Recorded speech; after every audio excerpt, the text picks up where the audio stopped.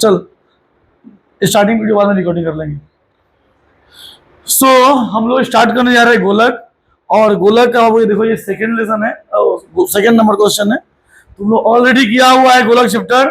आज हम लोग फिर से शुरू करने जा रहे हैं। देखो क्लास 10 का लगभग 4 से 5 मार्क्स दिलाएगा ये चैप्टर। और सबसे पहले जो है हम लोग 2 नंबर क्वेश्चन में क्या दिया है, क्वेश्चन पढ़ा तुम लोग? क्या है क्वेश्चन बोल रहे? देखो एक गोलक है जिसको बनाने का कुल खर्चा लगा है कुछ रुपया, जैसे यहाँ पे लिखा है 431 रुपया और 20 पैसा, राइट। और प्रति वर्ग मीटर से खर्चा कितना पड़ा है जी? 17.50। तो हम लोग क्या करेंगे, डायरेक्ट गोलक का क्षेत्रफल लिखेंगे। और ये एक और फॉर्मूला है, अगर खर्चा में दिया रहेगा तो कुल खर्च बटा प्रति वर्ग सेंटीमीटर। यहाँ सेंटीमीटर लिखा होगा तो सेंटीमीटर लिखेंगे, मीटर लिखा होगा तो मीटर लिखेंगे, खर्च बिठा देंगे। अब गोलक का क्षेत्रफल हमको फॉर्मूला पता ही है, पता है ना, चाहे वक्र तल बोले चाहे समग्र तल बोले, गोलक का यही फॉर्मूला होता है 4 पाई आर स्क्वायर। इसमें इसको बैठा देंगे। 4 जो दिया हुआ है यहाँ पे 4 लिखेंगे यहाँ पे। पाई का वैल्यू कितना होता है बाबू? 22/7। और ये रहा आप लोग का आर स्क्वायर। इसके बाद देखो इधर भी 2 नंबर के आगे पॉइंट है और इधर भी 2 नंबर के आगे जी पॉइंट है। इसको हम लोग काट देंगे, 0 0 कट गया। फिर इसको पूरा को उठा करके इधर लाएंगे। नॉर्मली देखो 7 से 175 कटेगा 25 बार में। और इसको पहले 4 से काट देंगे और फिर 22 से काट देंगे। तो हमारा कितना है वो आर स्क्वायर इक्वल टू 49/25। और आर निकालेंगे, इसको रूट कर देंगे। जब भी रूट टूटता है तो एक वैल्यू प्लस में निकलता है और एक वैल्यू हमेशा याद रखोगे, जब भी रूट तोड़ेंगे तो एक वैल्यू का मान प्लस में आएगा और एक वैल्यू का मान, और यहाँ प्लस माइनस आ गया। इसके बाद अब हमसे ब्याज पूछा, क्या पूछा है जी? तो ब्याज का वैल्यू क्या होता है? 2 गुने आर। 2 गुने ब्याज को हम लोग डायमीटर बोलते हैं, क्या बोलते हैं? तो 2 गुने आर कर देंगे, जो आर का वैल्यू आया है यहाँ पुट कर देंगे और ये हमारा आंसर आ जाएगा। इस तरह हम लोग इसे सॉल्व करेंगे। चलो अगला क्वेश्चन बोलो क्या है, पढ़ो पढ़ो जी अगला क्वेश्चन। देखो ये हम लोग का 3 नंबर क्वेश्चन है। क्या नंबर क्वेश्चन बाबू? 3 नंबर क्वेश्चन। क्या बोलता है 3 नंबर क्वेश्चन में कि एक गेम है जिसका नाम है शॉर्ट पुट। क्या नाम है जी? अब शॉर्ट पुट में नॉर्मली जो है हम लोग शॉर्ट पुट गेम देखे ना तुम लोग, इसे उठा करके थ्रो करते हैं। तो इस खेल के लिए एक बॉल जो है, लोहा का एक बॉल जो है यूज होता है। क्या यूज होता है जी? लोहा का एक बॉल व्यवहार किया जाता है। अब उस बॉल का जो व्यास बाबू दे दिया तुम लोग कितना? 7 सेंटीमीटर। हाँ प्लास्टिक है, हाँ लोहा का है। तो लोहा का जो बॉल उसमें उसका व्यास बाबू दे दिया कितना? 7 सेंटीमीटर। अब पूछ रहा है उस बॉलवा में कितना लोहा है, कितना घन सेंटीमीटर लोहा है। तो जब भी पूछेगा कितना घन सेंटीमीटर लोहा है, या मान लो जब भी पूछेगा उसमें कितना पानी है, ठीक है, ये घन सेंटीमीटर बोलेगा, या मान लो कितना उसमें, अगर उसका सुनो आयतन पूछता है ना तो हमेशा वो आयतन निकालेंगे।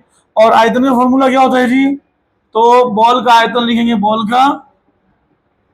बाबू बॉल देखने में कैसा है? गोल है, मतलब गोलाकार है ना। तो इसका फॉर्मूला क्या होता है आयतन बाबू? 4/3 pi r cube. Pi r cube पिटाई पड़ जाएगा तुमको। हाँ तो बाबू 4/3 पाई का वैल्यू कितना होता है जी? 22/7। और आर आर देखो यहाँ तो व्यास दिया है ना, क्या दिया है? तो हमको अर्धव्यास निकालना होगा। क्या निकालना होगा जी? अच्छा अर्धव्यास का दूसरा नाम क्या है बाबू? क्या नाम है अर्धव्यास का दूसरा नाम? त्रिज्या नाम है। क्या नाम है जी? तो त्रिज्या बोलते याद रखना। तो यहाँ 7/2 का क्यूब कर देना। क्या करोगे बाबू? अब सॉल्व करो। 4/3 गुने 22/7 गुने 7/2 गुने 7/, अब देखो 2 दूनी 4, 2 एकम 2 हो गया। 1 7 से 7 क्या हो गया? अब देखो तुम लोग गुना करना आता है ना जी, तो 22 को गुना करोगे 7 से और फिर 7 को गुना करोगे 7 से, ठीक है। मतलब 22 को 49 से गुना कर दो। 22 को किससे गुना करो जी? और नीचे कितना है देखो 3 दूनी कितना बाबू? 6 से भाग दे दोगे, जो आएगा वही हमारा आंसर। जैसे चलो हम लोग देखते हैं 49 को 22 से गुना करते हैं तो अब वो 9 दूनी 18 का, 9 दूनी 18 का हाथ में 4 दूनी 8, 9 दूनी 18, 18 26 1 27, हाथ में 2 और 4 दूनी 8, 8 2 10, कितना है जी 10।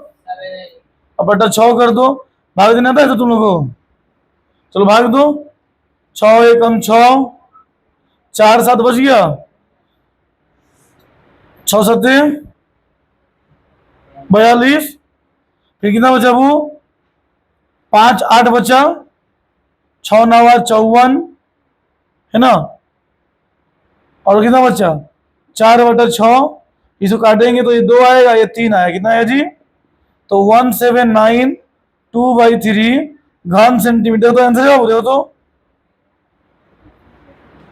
देखो तो आंसर आया है, कितना आंसर देखो 1792/3 है क्या, समझ में आया किसे आया। देखो हम क्या किए बाबू, सबसे पहले जब भी पूछे कितना पानी है या कितना लोहा है, ठीक है, तो इसका मतलब आयतन पूछ रहा है, क्या पूछ रहा है जी, तो आयतन का फॉर्मूला लगा देंगे, ये जो गोलक का आयतन का जो फॉर्मूला है 4/3 पाई आर क्यूब, ये लगा देंगे। इस बाबू हमको अर्धव्यास यहाँ बैठा देंगे आर की जगह पे, क्यूब कर देंगे, जो कट रहा है काट देंगे, जो बच रहा है गुना करके और भाग दे देंगे। पॉइंट में मत ले जाना, ठीक है, पॉइंट में पूर्णांक में लेके चले जाना। किस में लेके चले जाओगे वो, तो यहाँ पे देखो, यहाँ पे हम जब भाग दिए तो 4 बच गया, 4 भाग देने और 6, अब 4 से कट दे रहा है 2 से, 2 दूनी 4, तो 3 6 बैठा देंगे, यही आंसर है, समझे। चलो बनाओ, तो अगला बनाओ, अगला क्वेश्चन पढ़ो, क्या है आप लोग, अरे देखो बाबू तुम लोग, जो 3 नंबर क्वेश्चन है ना, जो 4 नंबर क्वेश्चन है वो बिल्कुल, अरे बच्चा तो देखो प्लीज, जो 4 नंबर क्वेश्चन है उसने बोला है कि कोई जो है क्या क्या है जी, गोला क्या है ना, सब पढ़ते एक बार,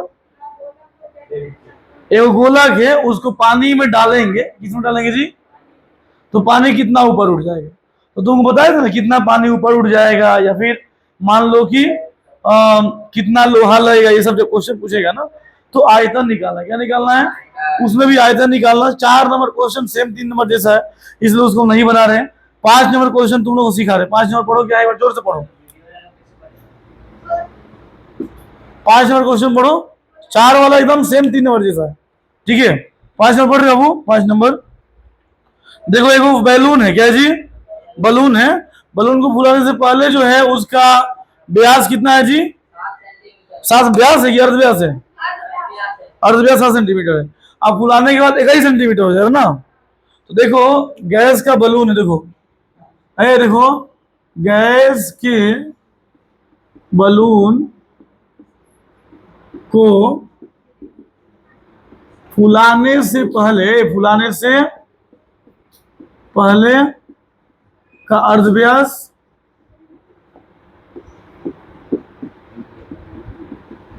कितना, वो अर्धव्यास, इसको आप छोटा आर मान लें, क्या मान लेंगे जी 7 सेंटीमीटर, ठीक है। अब फुलाने के बाद कितना है जी, लड़का बोल रहे, फुलाने के बाद इसका व्यास अब हो जा रहा है, इसको हम बड़ा आर मान लें, क्या मान लेंगे जी, तो 21 सेंटीमीटर, ये समझ में आया ना। फुलाने से पहले हम लोग मान लेंगे वो, तुम्हारा छोटा आर मान लेंगे, 7 सेंटीमीटर दिया हुआ है, और उसको फुलाने के बाद कितना है जी, तो तुमसे क्या पूछ रहा है, पढ़ो एक बार,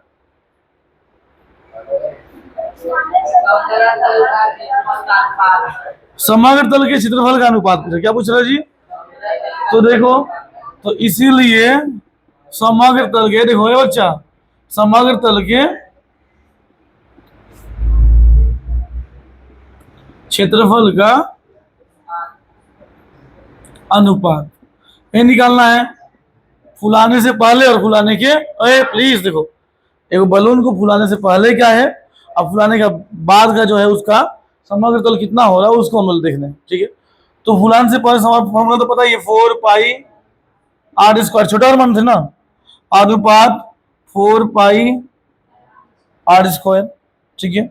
अब देखो यहाँ 4 पाई का पाई ही जान देना, आर की जगह क्या बिठा, वो अनुपात दिया तो क्या करेंगे, बटा कर देंगे, क्या करेंगे जी, हमेशा काटने के लिए अनुपात को हमेशा बटा में करते हैं, तो यहाँ पे क्या हो जाएगा 4 पाई, और यहाँ क्या हो जाएगा 21 का, और देखो 4 4 पाई पाई, तो वो कितना देखो 7 का स्क्वायर कितना होता है जी, और 21 कितना होता है 4 से 41। अरे देखो अब हम इसको काटेंगे तो 49 और 49 9 कितना होता है जी। तो देखो तो ये आंसर दिया है क्या तुम लोग का, यही आंसर दिया होगा वो। तो इस तरह हम लोग इसको आराम से सॉल्व कर सकते हैं, ठीक है, समझ में आया तो।